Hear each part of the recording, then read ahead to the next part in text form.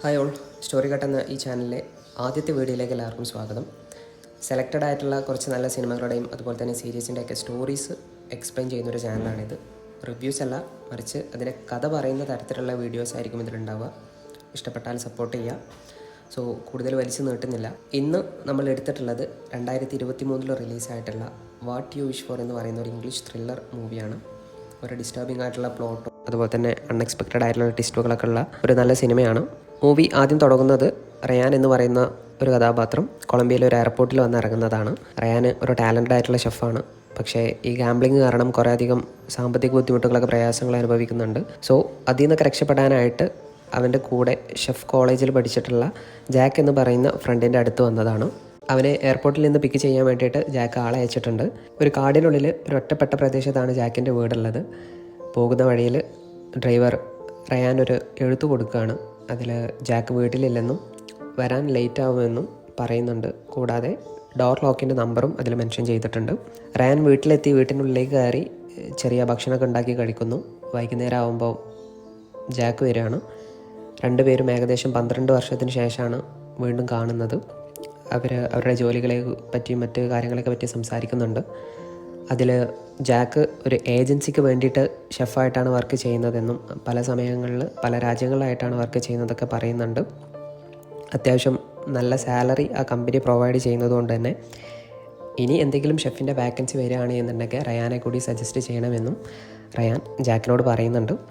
അടുത്ത ദിവസം ഇവർ റെസ്റ്റോറൻറ്റിൽ വെച്ച് ഭക്ഷണം കഴിക്കുന്നതിനിടയിൽ ആലീസ് എന്ന് പറയുന്ന ഒരു ടൂറിസ്റ്റുമായിട്ട് പരിചയപ്പെടുകയും ഇവർ രണ്ടുപേരും ഷെഫാണെന്ന് മനസ്സിലാക്കിയ ആലീസ് അവരോട് ചോദിക്കുകയാണ്, നിങ്ങളിൽ ആരാണ് ഏറ്റവും നല്ല ഷെഫ് എന്ന് ചോദിക്കുമ്പോൾ ജാക്ക് അതിനൊരു മത്സരം വെച്ച് മറുപടി പറയാമെന്ന് പറയുന്നു. 3 പേരും കൂടെ ജാക്കിൻ്റെ വീട്ടിലേക്ക് പോവുകയാണ്. അവിടെ നിന്ന് അവരൊരു പാചക മത്സരം നടത്തുന്നു. ശേഷം ആലീസിൻ്റെ കണ്ണ് കെട്ടി അവളോട് അതിനുള്ള വിധി പറയുകയാണ്. ആ പാചക മത്സരത്തിൽ റയാൻ വിജയിക്കുകയാണ്. അതിനുശേഷം എല്ലാവരും കൂടെ ഭക്ഷണമൊക്കെ കഴിച്ച് ആലീസ് ജാക്കിൻ്റെ കൂടെ കിടക്കാൻ പോകുന്നു. അതേസമയം റയാന് ഗാംബ്ലിംഗ് സംഘത്തിൻ്റെ ഭീഷണി മെസ്സേജ് കിട്ടുകയാണ്. പൈസ കൊടുത്തിട്ടില്ലെങ്കിൽ അവൻ്റെ അമ്മയ്ക്ക് ഭീഷണിയൊക്കെ ഉണ്ടാവുമെന്ന് പറഞ്ഞിട്ടുള്ള മെസ്സേജസാണ് ഈ ഗാംബ്ലിംഗ് സംഘത്തിൻ്റെ അടുത്തുനിന്ന് വരുന്നത്. പിറ്റേ ദിവസം രാവിലെ എണീറ്റ റയാൻ ആലീസ് എവിടെയെന്ന് ജാക്കിനോട് ചോദിക്കുമ്പോൾ അവളെ തിരിച്ച് ഹോട്ടലിൽ കൊണ്ടാക്കിയെന്ന് പറയുന്നുണ്ട്. ശേഷം ജാക്ക് പുറത്തു പോകുന്നു. വീട്ടിലുള്ള റയാൻ ജാക്കിൻ്റെ ലാപ്ടോപ്പ് തുറന്നു നോക്കുകയാണ്. അതിൽ ജാക്കിൻ്റെ വലിയൊരു തുക ബാങ്ക് ബാലൻസ് കണ്ടിട്ടുള്ള റയാൻ ഞെട്ടുകയാണ്. അന്ന് രാത്രി ജാക്ക് അവൻ്റെ ജോലി സമ്മർദ്ദത്തെക്കുറിച്ചും ഡിപ്രഷനെയൊക്കെ കുറിച്ചിട്ട് റയാനോട് കുറേ കാര്യങ്ങൾ തുറന്ന് സംസാരിക്കുന്നുണ്ട്. പക്ഷേ പിറ്റേ ദിവസം രാവിലെ ഉറക്കമെണീറ്റ റയാൻ ആദ്യം കാണുന്നത് ജാക്ക് ആത്മഹത്യ ചെയ്ത് നിൽക്കുന്നതാണ്. ജോലി സമ്മർദ്ദം ജാക്കിനെ തളർത്തിയതായിരിക്കാനാണ് സാധ്യത. തൻ്റെ സാമ്പത്തിക ബുദ്ധിമുട്ടുകൾ തീർക്കാൻ റയാൻ ഈ അവസരം മുതലെടുക്കാൻ തീരുമാനിച്ചു. ജാക്കിൻ്റെ ബോഡി ഒരു പ്ലാസ്റ്റിക് കവറിലാക്കിയിട്ട് പുഴയിൽ ഒളിപ്പിക്കും. പിന്നീട് ജാക്കിൻ്റെ UK ബാങ്കിൽ നിന്ന് തൻ്റെ അക്കൗണ്ടിലേക്ക് പണം ട്രാൻസ്ഫർ ചെയ്യാൻ റയാൻ ശ്രമിക്കുന്നുണ്ട്. പക്ഷേ ബാങ്ക് ഫോട്ടോ ID കാർഡ് ആവശ്യപ്പെടുന്നുണ്ട്. സോ റയാൻ ഒരു ചൈനീസ് വെബ്സൈറ്റ് വഴി ജാക്കിൻ്റെ പേഴ്സണൽ ഡീറ്റെയിൽസും റയാൻ്റെ ഫോട്ടോയും വെച്ചിട്ടുള്ള ഒരു ഫേക്ക് ഡ്രൈവിംഗ് ലൈസൻസ് ഓർഡർ ചെയ്യും. അപ്പോഴും ഈ ഗാംബ്ലിംഗ് സംഘത്തിൻ്റെ ഭീഷണി അവന് തുടർച്ചയായിട്ട് കിട്ടിക്കൊണ്ടിരിക്കുകയാണ്. ഈ സമയത്താണ് ജാക്കിൻ്റെ ബോസ് ഇമോജൻ ജാക്കിൻ്റെ വീട്ടിലെത്തുന്നത്. ഇമോജൻ ജാക്കിനെ മുന്നേ കാണാത്തതുകൊണ്ട് തന്നെ റയാൻ ജാക്കാണെന്ന് അവർ തെറ്റിദ്ധരിക്കുകയാണ്. ഒരു പ്രത്യേക ഡിന്നർ പാർട്ടി തയ്യാറാക്കാനാണ് ഇമോജൻ ഈ ജാക്കിൻ്റെ വീട്ടിലെത്തിയിട്ടുള്ളത്. സംസാരത്തിനിടയിൽ ജാക്കിന് കമ്പനി വലിയ തുക സാലറി ആയിട്ട് കൊടുക്കുന്നുണ്ടെന്ന് റയാൻ മനസ്സിലാക്കുന്നു. അതുകൊണ്ട് തന്നെ അതിൻ്റെ ഒരു കുറച്ച് തുക അഡ്വാൻസ് ആയിട്ട് റയാൻ ഇമോജനോട് ആവശ്യപ്പെടുകയാണ്. അതുവഴി അമ്മയെ ഗാംബ്ലിംഗ് ഭീഷണിയിൽ നിന്ന് രക്ഷിക്കുകയും ചെയ്യുന്നു. അടുത്ത ദിവസമാണ് ഡിന്നർ പാർട്ടി. പക്ഷേ അതിനുള്ള പ്രധാന ഐറ്റംസ് ഒന്നും ഇതുവരെ എത്തിയിട്ടില്ലെന്ന് ഇമോജൻ മനസ്സിലാക്കുന്നു.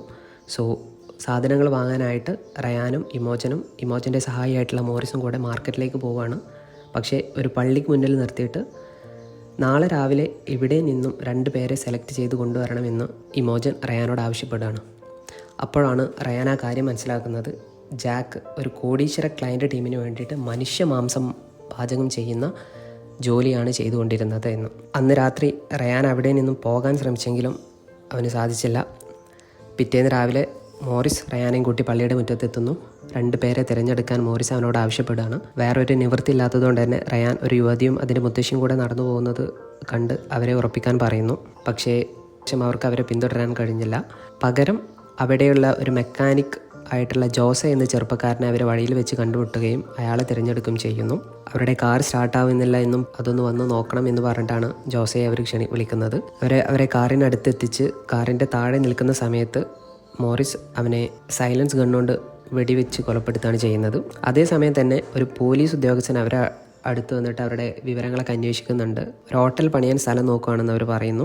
ജോസെ കാറിനടിയിലായതിനാൽ പോലീസ് അവരെ കാണുന്നില്ല. പിന്നീട് അവർ ജോസയെ വീട്ടിലേക്ക് കൊണ്ടുപോകുന്നു. അണ്ടർഗ്രൗണ്ടിൽ ഇതിന് പ്രത്യേകം സജ്ജമാക്കിയിട്ടുള്ളൊരു മുറിയുണ്ട്. അതിലേക്ക് എത്തിച്ച് അവനെ കഷ്ണങ്ങളാക്കാൻ റയാനോട് ഇമോജൻ ആവശ്യപ്പെടുകയാണ്. അവനത് ചെയ്യേണ്ടി വരുന്നു. അപ്പോഴാണ് അവൻ ഓർഡർ ചെയ്തിട്ടുണ്ടായിരുന്ന ഡ്രൈവിംഗ് ലൈസൻസ് അവനക്ക് ഡെലിവറി ആവുന്നതും. അതുകൊണ്ട് അവൻ അവിടെ നിന്നും ആരും കാണാതെ രക്ഷപ്പെടാൻ ശ്രമിക്കുകയാണ്. കാറെടുത്ത് പോകുന്ന വഴിയിൽ അവിടെയുള്ള മറ്റൊരു ജോലിക്കാരനെ വണ്ടി ഇടിക്കുകയാണ്. ഇത് കണ്ട് മോറിസ് വരുന്നു. മോറിസിന് അവൻ രക്ഷപ്പെടുകയാണെന്ന് മനസ്സിലായി. റയാൻ ഇവിടെ നിന്നും ഏജൻസിയുടെ സമ്മതമില്ലാതെ പുറത്തു പോകാൻ കഴിയുന്നില്ലെന്ന് മോറിസ് റയാനോട് പറയുന്നുണ്ട്. ശേഷം തിരിച്ച് കിച്ചണിലേക്ക് പോകുന്നു. അപ്പോൾ ഇമോജൻ വന്നിട്ട് അവിടെ ഉണ്ടാക്കുന്ന ഭക്ഷണങ്ങളുടെയൊക്കെ ലിസ്റ്റ് എടുക്കുന്നുണ്ട്. നേരം ഇരുട്ടി, ഗസ്റ്റുകൾ വന്നു തുടങ്ങി. അപ്പോൾ അവിടേക്ക് ഒരു ഡിറ്റക്റ്റീവും നേരത്തെ കണ്ട പോലീസുകാരനും കൂടെ കയറി വരുന്നു. ഈ ഡിറ്റക്റ്റീവ് ജോസയുടെ അമ്മാവനാണ്. ജോസെ കാണാതായത് അന്വേഷിക്കാൻ വന്നതാണ് അവർ. ആ സമയത്ത് മോറിസിനെയും റയാനെയും അവിടെ കണ്ടെന്ന് പോലീസ് പറഞ്ഞതിൻ്റെ അടിസ്ഥാനത്തിൽ അവരെ ചോദ്യം ചെയ്യാനായിട്ട് വന്നതാണ്. പക്ഷേ ഗസ്റ്റിനെ കൂട്ടാൻ വേണ്ടി മോറിസ് പുറത്തു പോയതിനാൽ അവന് വേണ്ടി അവർ അവിടെ വെയിറ്റ് ചെയ്യാമെന്ന് പറഞ്ഞു. ഇമോജൻ അവരെ വിളിച്ച് അകത്തേക്ക് ഇരുത്തി. അവിടെ ഒരു ബിസിനസ് ഡിന്നർ പാർട്ടി നടക്കുകയാണെന്നും പറഞ്ഞു. റയാൻ കിച്ചണിലായതിനാൽ അവർ കിച്ചണിൽ പോയി റയാനെ കാണുന്നു. ജോസയുടെ ഫോട്ടോ കാണിച്ച് ഇവനെ കണ്ടിട്ടുണ്ടോ അറിയുമോ എന്നൊക്കെ ചോദിക്കുന്നുണ്ട്. റയാൻ കണ്ടിട്ടില്ലെന്ന് മറുപടി പറയുന്നു. ഡിറ്റക്റ്റീവ് റയാനോട് കൂടുതൽ വിവരങ്ങൾ ചോദിക്കുന്നുണ്ട്. അവൻ ആർക്കിടെക്റ്റ് ആണെന്ന് പറഞ്ഞപ്പോൾ അതിനോട് ഇൻട്രസ്റ്റ് ഉള്ള ഡിറ്റക്റ്റീവ് അതുമായി ബന്ധപ്പെട്ടും കുറേ അധികം ചോദ്യങ്ങൾ ചോദിക്കുന്നുണ്ട്. പക്ഷേ ഒരു തുടക്കക്കാരൻ എന്ന നിലയിലായിരുന്നു റയാൻ്റെ മറുപടി. പിന്നീട് മോറിസ് വരുന്നു. അവനോടും ജോസയെ പറ്റി ഡിറ്റക്റ്റീവ് ചോദിക്കുന്നുണ്ട്. അവനും കണ്ടിട്ടില്ലെന്ന് തന്നെയാണ് പറയുന്നത്.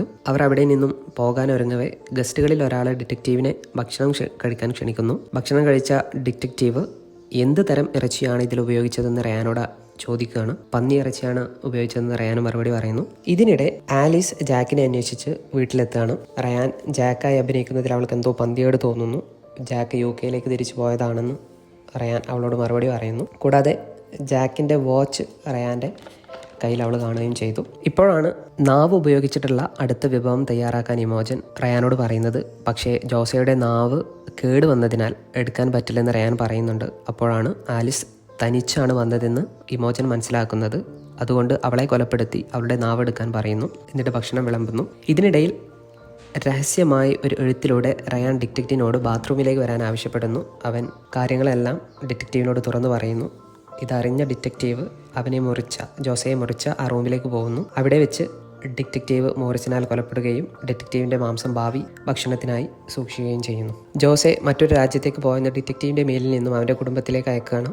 സാധാരണ അവർ സെലക്ട് ചെയ്യുന്ന ആളുകളെയൊക്കെ അവരുടെ ട്രാക്കുകൾ മായ്ക്കാൻ വേണ്ടി യൂസ് ചെയ്യുന്ന മെത്തേഡാണ്. അവരുടെ മെയിൽ ID യിൽ നിന്നും അവരുടെ കുടുംബത്തിലേക്ക് മെയിൽ അയക്കും. അടുത്ത ദിവസം റയാൻ്റെ ശരീരത്തിലൊരു ട്രാക്കിംഗ് ഉപകരണം ഇമോജൻ കുത്തിവെക്കുന്നു. റയാൻ്റെ ഭക്ഷണം എല്ലാവർക്കും ഇഷ്ടപ്പെട്ടതിനാൽ അടുത്ത ജോലിക്കായി അവനെ ആഫ്രിക്കയിലേക്ക് അയക്കുകയാണ്. എയർപോർട്ടിൽ വെച്ച് ഒരു യാത്രക്കാരനോട് ജാക്ക് എന്ന് പരിചയപ്പെടുത്തുന്ന റയാൻ പുതിയ ജീവിതത്തിനും തിരിച്ചറിയലും വിധേയനായതായി അവിടെ നമുക്ക് കാണാം. അങ്ങനെയാണ് ഈ സിനിമ അവസാനിപ്പിക്കുന്നത്. മാക്സിമം എല്ലാ ഡീറ്റെയിൽസും ഇതിൽ ഉൾപ്പെടുത്താൻ ശ്രമിച്ചിട്ടുണ്ട്. നിങ്ങളുടെ വിലയേറെ അഭിപ്രായങ്ങൾ കമൻസിലൂടെ അറിയിക്കുക. ഇഷ്ടപ്പെട്ടാൽ സബ്സ്ക്രൈബ് ചെയ്യുക. മറ്റൊരു സിനിമയുമായി അടുത്ത വീഡിയോയിലൂടെ കാണാം. അതുവരെ സൈനിങ് ഓഫ്.